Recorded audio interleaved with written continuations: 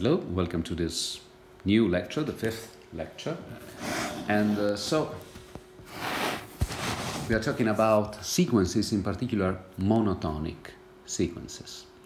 And so we start with definition. I recall you the basics. So we are talking about monotonic sequences.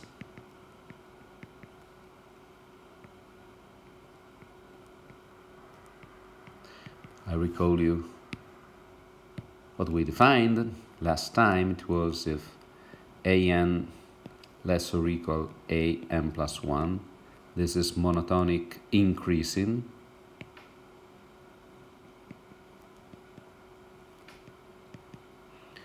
While an just strictly less than an plus 1 is strictly increasing.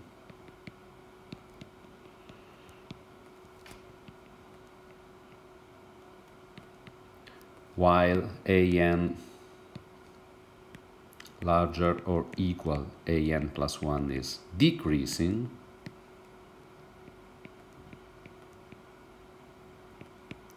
and finally an larger than an plus 1 is strictly decreasing.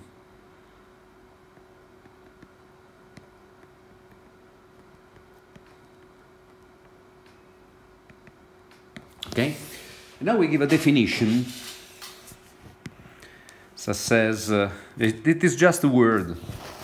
It is not particularly deep. It's just a matter of being useful. Okay, in speaking, I will use this word. The word is regular.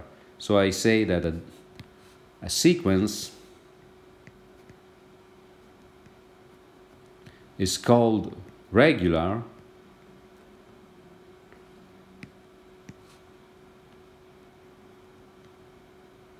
if it either converges or diverges. So regular is a word that collects the two main particular behaviors, asymptotic behavior we isolated in our previous study. Okay? And now the theorem. Theorem is establishes a connection between being monotonic and being regular.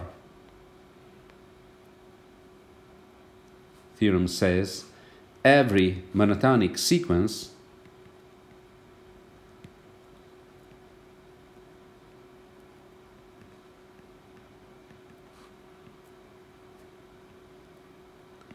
is regular.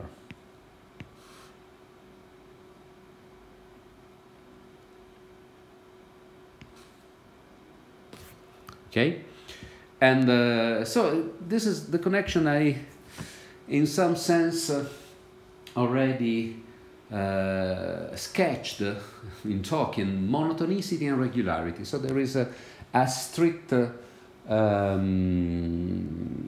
connection between these two concepts, not only in sequences but also in function. We will try to draw this connection, and so you can think of this theorem in the following way. A monotonic sequence is a sequence that cannot oscillate, cannot go forward and then backward and then again forward and so on. Monotonic sequence always goes forward or backward or stays where it already is. So, for instance, this is a monotonic sequence. Think of, again, rain falling. So, without oscillating, it is clear that either it stops somewhere, for instance here, or it doesn't stop, so it remains unbounded. Okay? So try to figure out this situation. Try to walk always in the same direction. And then if you walk always in the same direction, then you get somewhere. Either you get in a finite point, a precise, well-established, specific point, or you go up to infinity. This is the intuitive idea of this theorem. Okay? So the message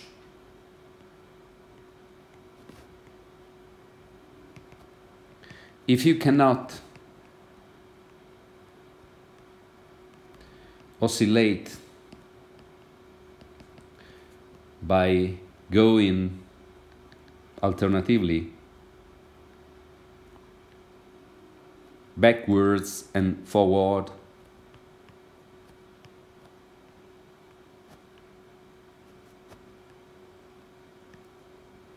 then either you get to a finite point, which is a limit,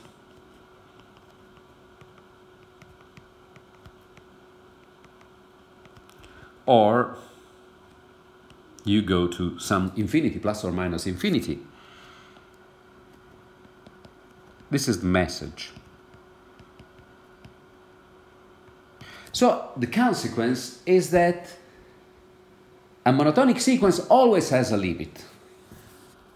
I want to stress this fact by using the purple color. So the consequence of this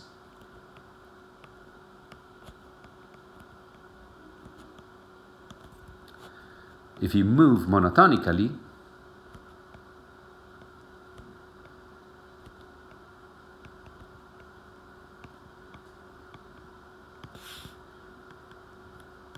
then you go to some limit. And this is the idea of being regular, to have a limit, to possess a limit.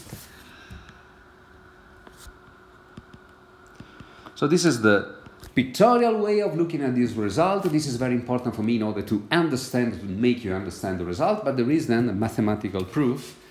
And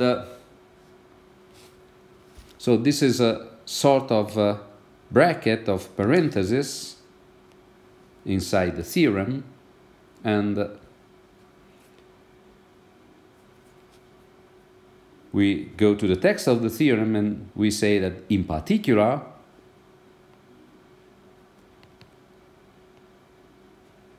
first, if the sequence AN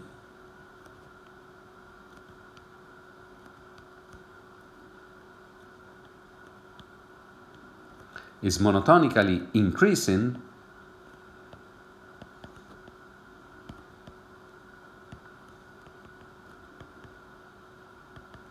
then AN has a limit and goes to the supremum amongst all elements of AN. Okay, look here. It is clear that here, stop here, then you go to the supremum, which is more or less here. If the sequence is not bounded, then the supremum is plus infinity, and it is the limit of the sequence. Second, if the sequence AN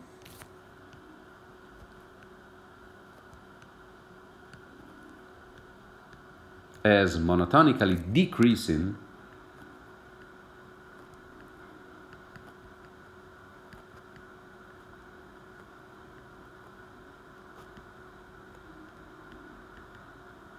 then AN goes to the infimum of the same sequence.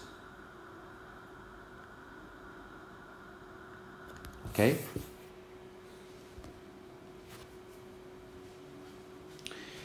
So I give you the proof.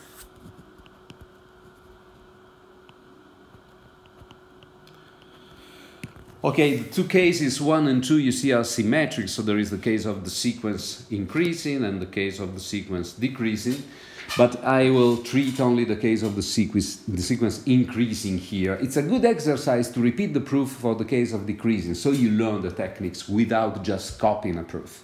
Understanding it and adapting. The adaptation here is quite trivial.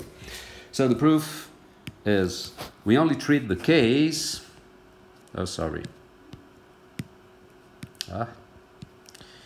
we treat the case 1, which is the case of increasing sequence, only. And here again there are two subcases. The subcase 1a that says, what if an is bounded? Then, since it is bounded, the supremum of the sequence, psi, the supremum among all elements of the sequence, in principle, regardless of the order. Okay, but here we have monotonicity, so the order is important. But this is just the supremum of the elements of the sequence as a set. So the supremum of an will be real number. Why real number? Because the sequence is bounded. And now, consider epsilon larger than 0 an arbitrary number.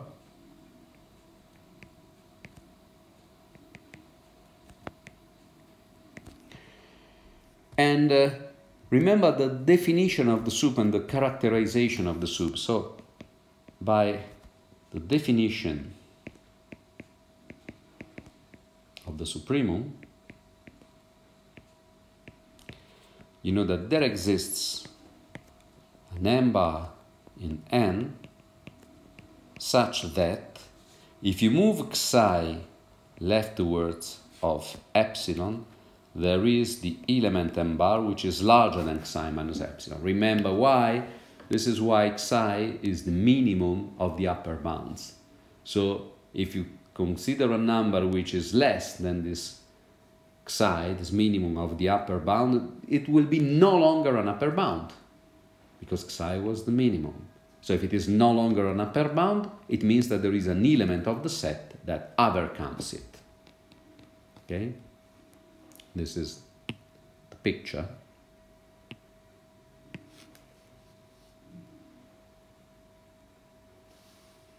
Picture here. Here you have your psi, which is the supremum. You move it leftwards by subtracting a positive quantity epsilon. And since psi is the supremum, here there is an element a n bar falling in the interval between psi minus epsilon and psi. Okay? But now we use monotonicity. And monotonicity says that if a n bar is here, then there must be all the subsequent elements of the sequence here, rightwards. So here there will be all the other elements. So by monotonicity,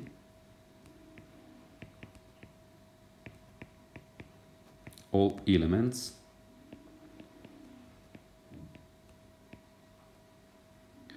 from a n bar plus 1 on. Okay? So we get out of the picture, we go back to the writing of the proof, and the proof says, now choose n larger than n bar. Then, as I already stated, psi minus epsilon is less than a n bar, less or equal a n by monotonicity. This is by monotonicity.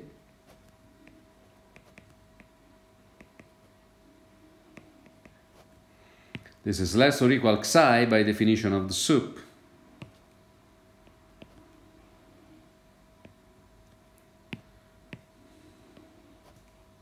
Psi is the sup of an. And of course, since epsilon is positive, this is less than psi plus epsilon. And now look at this chain of inequalities and consider this part. For every n larger than n bar, an is trapped between psi minus epsilon and psi plus epsilon, where epsilon is any positive number. So this is exactly the definition of limit. Okay? Eventually, the sequence is trapped in a neighborhood of the limit, arbitrarily small. So by definition of limit,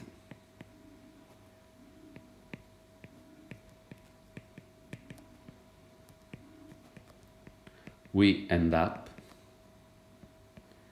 by an goes to psi. Okay, this is the case with an bounded. So this is really a half-page proof. I talked a lot. I drew pictures and so on in order to let you understand very well what happens, what is the reasoning of this proof. Because this proof is very clear, very linear, very nice. So if you understand it, you can grow a bit in this technique of providing proof of mathematical statements. But when you reconstruct it and you write down it, it's really a matter of 2 minutes. Okay, I use 10 minutes, but it's a 2-minute proof. So, and now we go to the other case, the case 1b.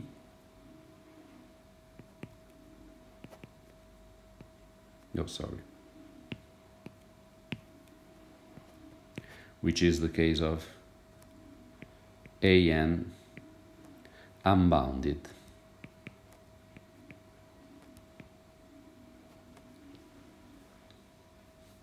Okay. So again, since it is unbounded, consider any real number. By definition of being unbounded, it means that there exists n bar in n such that an bar is larger than m. And again, by monotonicity,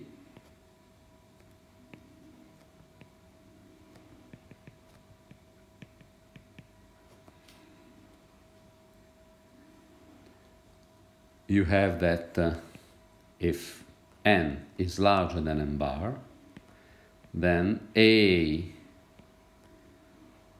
n bar is not larger than an, and according to the previous reasoning, this will be larger than m. So what I proved here, I proved that eventually the sequence is larger than any given real number. And this is the definition of positive divergence. So by definition,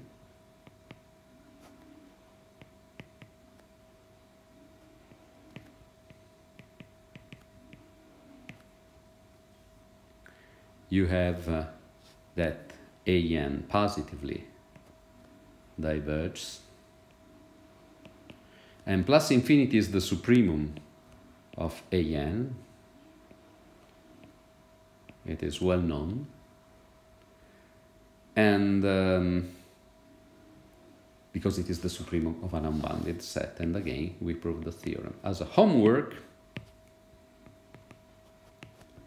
I ask you to provide the analogous proof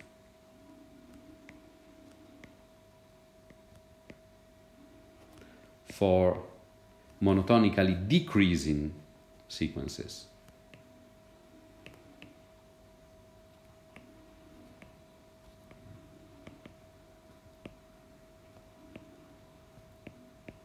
Okay, and then I give you just some examples.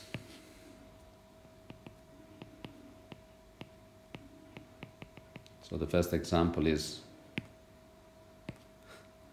an equal to 1 for every n. This is constant. So it is monotonically increasing.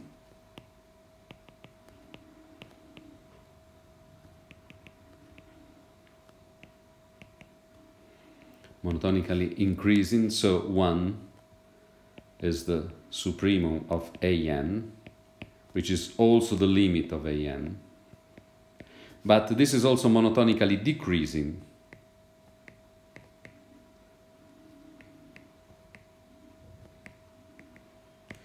And 1 is also the infimum of an. This is a sort of degenerate example in which all concepts reduce to the same, reduce to the 1. Another example is an is equal to 1 over n. This is monotonically decreasing.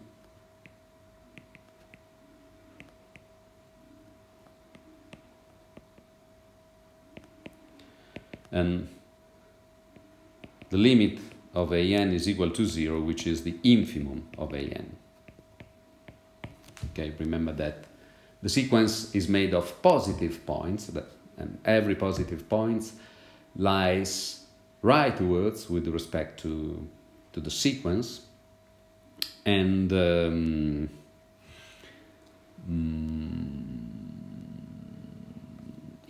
sequence goes closer and closer to zero, and the distance from the sequence to zero is infinitesimal. So there is not a finite distance. You cannot say every element of the sequence is distant at least, I don't know, 1 over 1 billion. Because this sequence is indefinitely close to zero without reaching zero. And this is the intuition of the idea of infimo in this case. Okay?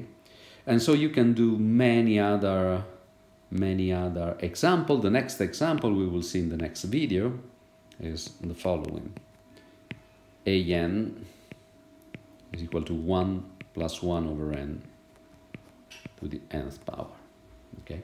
This is a very important example. It is not so clear a priori that it is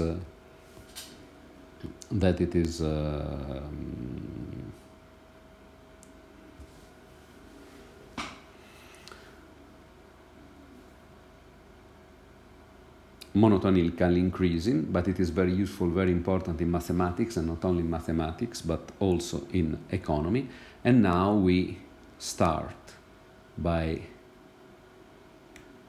saying the following, and how to make money by cheating with banks, but I will do it in the next video because I like to start a new topics in a new video.